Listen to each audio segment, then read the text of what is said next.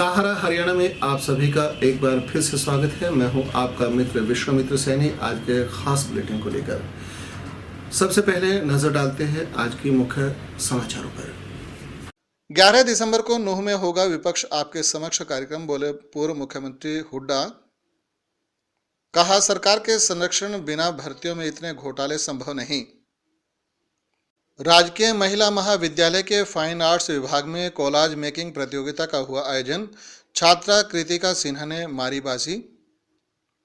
अनीता को मिला सर्वश्रेष्ठ जिला युवा पुरस्कार। अंबाला में 25 नवंबर को मनाएंगे संविधान दिवस, बताया किसान व मजदूर नेता कांता अलड़िया ने। शहीद रविंद्र की याद में शहीद रविंद्र धर्मार्थ ट्रस्ट की ओर से झज्जर चुंगी के पास लगाया गया रक्तदान शिविर। और बीएमयू के 8 शोधार्थियों को पीएचडी की डिग्री से नवाजा गया। पूर्व मुख्यमंत्री और नेता प्रतिपक्ष भूपेंद्र सिंह हुड्डा ने ऐलान किया है कि विपक्ष आपके समक्ष कार्यक्रम का अगला पड़ाव 11 दिसंबर को नूह में होगा। करनाल और जींद की तरह यहां भी बड़ी तादाद में आम लोग पहुंचेंगे, जिनसे सीधा संवाद स्थापित किया जाएगा। विपक्ष आपके समक्ष एक ऐसा मंच है जहां आम जनता विपक्ष के समक्ष अपनी स्थानीय और प्रदेश स्तरीय समस्याओं को रखती है। हुड्डा आज रोहतक में पत्रकार वार्ता में चर्चा कर रहे थे। इस मौके पर उन्होंने कहा कि बीजेपी जेजेपी सरकार अपने वायदों पर खरी नहीं उतरी। इस सरकार में विकास कार्य ठप पड़े हैं और हर वर्ग इससे दुखी है। श्री हुड्डा ने कहा कि सरकार के पारदर्शिता और मेरिट के आधार पर नौकरी के दावे की पोल खुल चुकी है। इस सरकार की पारदर्शिता और मेरिट नोटों की अटैची में बंद है। बार बार मांग करने के बावजूद सरकार भर्ती घोटालों की उच्च स्तरीय जांच से भाग रही है। जाहिर है कि सरकार के संरक्षण के बिना इतने बड़े घोटाले संभव नहीं हैं। अगर घोटालेबाजों को सरकार का संरक्षण नहीं है तो फिर उसे उच्च स्तरीय जांच से संकोच क्यों है। पूरे मामले की सीबीआई या हाई कोर्ट के जज से जांच होनी चाहिए, ताकि HSSC और HPSC के कार्यालयों से लेकर सरकार में फैले भर्ती माफिया के जाल का पर्दाफाश हो सके। सबसे पहले दोनों ही संस्थाओं के चेयरमैन का इस्तीफा लिया जाना चाहिए, ताकि निष्पक्ष जांच हो सके। नौकरी आप पारदर्शिता पे देते हैं, मेरिट पे देते हैं, वो पारदर्शिता और इनकी मेरिट अटैच नहीं बंद नहीं हो गया। कोई नौकरी ऐसी नहीं है। 2 दर्जन से ज्यादा जो है पेपर लीक हो चुके और अब ये बहुत बड़ा है। और हमने बार बार कह चुके भाई, या तो सीबीआई से इंक्वायरी करवाओ या हाईकोर्ट का जज हो। क्या क्यों संकोच कर रही है सरकार? किसको बचाना चाहती है? HPSC में इतना भारी गंभीर आरोप लगा है और एसएस में HSS जो कमीशन था उसमें चेयरमैन को सस्पेंड करना पड़ा। मेंबर उनके स्टाफ में के आदमी पकड़े गए। तो ये तो साफ जाहिर है खिलवाड़ हो रहा है लोगों के, युवाओं के भविष्य के साथ। तो ये आप देख रहे हैं, ये जिम्मेवारी अब ये कह दिए, एक डिप्टी सेक्रेटरी था, एक क्लर्क था, ये जिम्मेवारी चेयरमैन की है। इसको इमीडिएटली इस्तीफा देना चाहिए और पूरी इसकी इंक्वायरी करानी चाहिए। इस्तीफा देके इंक्वायरी कराओ, हाईकोर्ट सिटिंग जज द्वारा निर्दोष हो उसको दोषी पर ठहराओ, लेकिन दोषियों को तो संरक्षण तो मत दो। तो ये आपके सामने है। एक दूसरा जो ये युवाओं को गुमराह करने का प्रयास कर रहे जो है, 75% देंगे हम प्राइवेट फैक्ट्री में। कौन से दिए भाई इन्होंने? क्योंकि ये हरियाणा पहला प्रदेश है।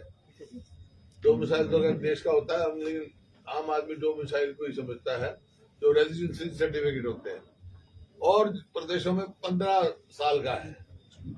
महाराष्ट्र में भी 80% रिजर्व है महाराष्ट्रियन के लिए, लेकिन रेजिडेंसी सर्टिफिकेट 15 साल का है। इन्होंने घटा के 5 साल कर दिया। इसका मतलब हरियाणा के बच्चों को तो मिलेगा नहीं, उनका तो भविष्य ब्लॉक हो गया।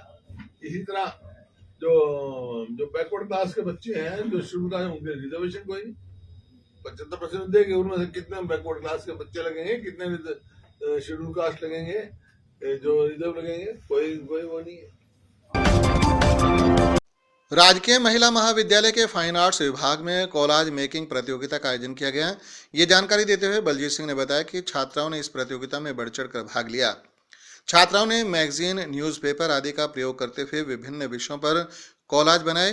प्राचार्य डॉक्टर पूनम भनवाला ने छात्राओं द्वारा बनाए गए कोलाज की तारीफ करते हुए छात्राओं को शुभकामनाएं दी। बलजीत सिंह ने बताया कि प्रतियोगिता में बीए फर्स्ट ईयर की छात्रा Kritika Sinha first, BA final year की छात्रा आंचल ने दूसरा व निशा ने तीसरा स्थान प्राप्त किया। बीए फर्स्ट ईयर की छात्रा प्रीति को सांत्वना पुरस्कार दिया गया। फाइन आर्ट्स विभागाध्यक्ष दीपांजलि सिंह ने बताया कि 23 नवंबर को पेंटिंग प्रतियोगिता का आयोजन किया जाएगा। एमटीएफसी संस्था छात्रा स्वयंसेविका एवं कोर कमेटी सदस्य अनीता को खेल एवं युवा कार्यक्रम विभाग हरियाणा सरकार द्वारा सर्वश्रेष्ठ जिला युवा पुरस्कार 2020-21 देने की घोषणा की गई है। अनीता पिछले 13 सालों से अपनी शिक्षा के साथ साथ गरीब एवं जरूरतमंद बच्चों की शिक्षा के लिए कार्यरत है। बच्चों का सर्वे करना, उन्हें संस्थान में लाना, पढ़ाना, ऐसे अनेकों कार्य इस बेटी ने बखूबी निभाए हैं। कोरोना की पहली एवं दूसरी दोनों लहरों के दौरान अनीता की भूमिका अग्रणीय रही है। एमटीएफसी संस्था प्रधान नरेश ढल ने बताया कि खेल एवं युवा कार्यक्रम विभाग के अधिकारियों के माध्यम से उन्हें ये जानकारी प्राप्त करके प्रसन्नता का अनुभव हुआ। उन्होंने कहा कि अनीता जैसे युवाओं से अन्यों को भी प्रेरणा लेनी चाहिए। युवावस्था केवल मौज मस्ती के लिए नहीं होती, अपितु इस समय के दौरान युवा अपनी ऊर्जा का सही प्रयोग करके समाज को बदलने का कार्य कर सकते हैं। किसान व मजदूर नेत्री कांता अलड़िया ने बताया कि आगामी 25 नवंबर को अंबाला की सेक्टर 8 में संविधान दिवस मनाया जाएगा। उन्होंने बताया कि संविधान बचाओ देश बचाओ किसान मजदूर बचाओ दिवस अंबाला के सेक्टर 8 में मनाया जा रहा है। इस बारे में विस्तृत जानकारी देते हुए उन्होंने बताया, सभी भारतवासी बाबा साहब के अनुयायी, हमारे महापुरुषों के अनुयायियों को मेरा सादर जय भीम, जय सर छोटूराम, जय संविधान। मैं आप सभी को संविधान दिवस की हार्दिक शुभकामनाएं देते हुए आप सभी से हाथ जोड़कर अपील करती हूं कि 25 नवंबर 2021 को अंबाला में सेक्टर 8 कम्युनिटी सेंटर में संविधान दिवस को बड़ी धूमधाम से किसान मजदूर बाबा साहब का परिवार और दीनबंधु सर छोटूराम जी का परिवार, दोनों परिवार मिलकर इस प्रदेश और देश को एक करने के लिए, भाईचारा बनाने के लिए हम एक सफल आयोजन करने जा रहे हैं। इसलिए मेरी आप सभी से प्रार्थना है कि 25 नवंबर 2021 को प्रातः 10 बजे सेक्टर 8 अंबाला कम्युनिटी सेंटर में पहुंचकर आप सब इस प्रोग्राम की शोभा बढ़ाएं। और इस प्रोग्राम में मुख्य अतिथि हमारे माननीय किसानों के मसीहा, हमारे नेता श्री गुरनाम सिंह चढ़ूणी जी, जो भारतीय किसान यूनियन के राष्ट्रीय अध्यक्ष हैं, वो हमारे इस प्रोग्राम में मुख्य अतिथि रहेंगे। मेरी उस प्रोग्राम में अध्यक्षता रहेगी।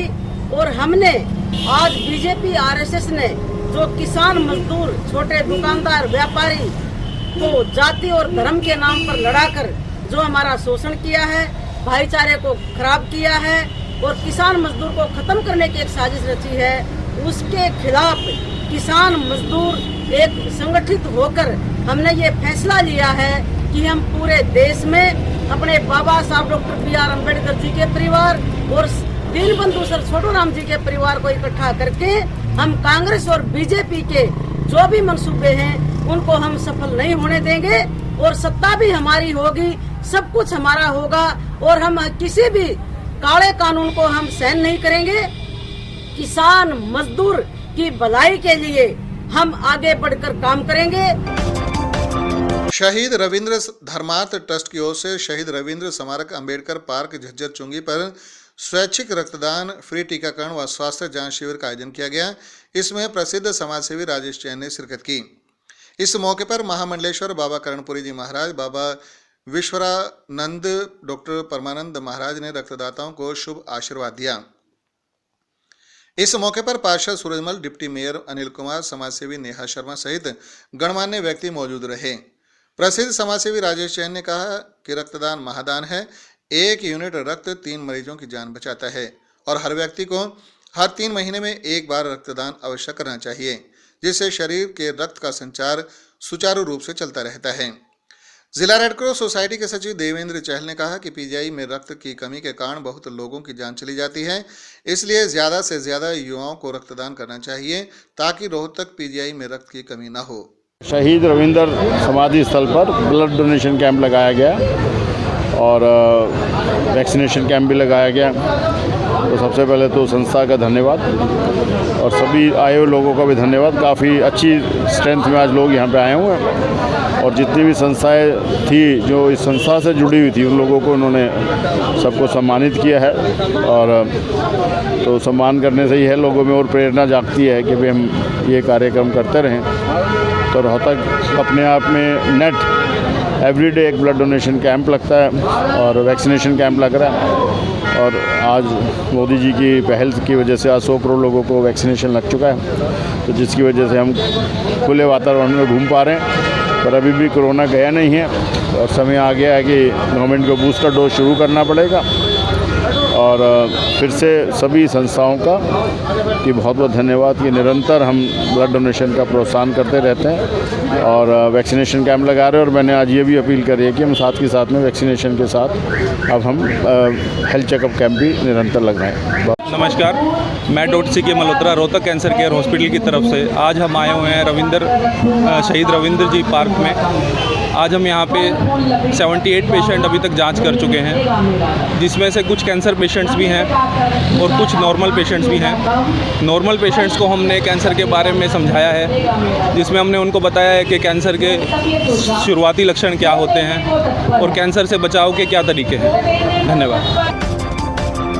बाबा मस्तनाथ विश्वविद्यालय के कुलपति प्रोफेसर डॉक्टर रमेश कुमार की अध्यक्षता में रिसर्च डेवलपमेंट कमेटी द्वारा आज फैकल्टी ऑफ ह्यूमैनिटीज़ के डिपार्टमेंट ऑफ इंग्लिश से शोधार्थी Nirmala Rani, department of geography से Vidisha Rajesh Kumar, faculty of computer science and application से Pooja Suneja, Reena Katiyal, faculty of management से अभिषेक और अंशुमन सहित 8 शोधार्थियों को पीएचडी की डिग्री अवार्ड की गई।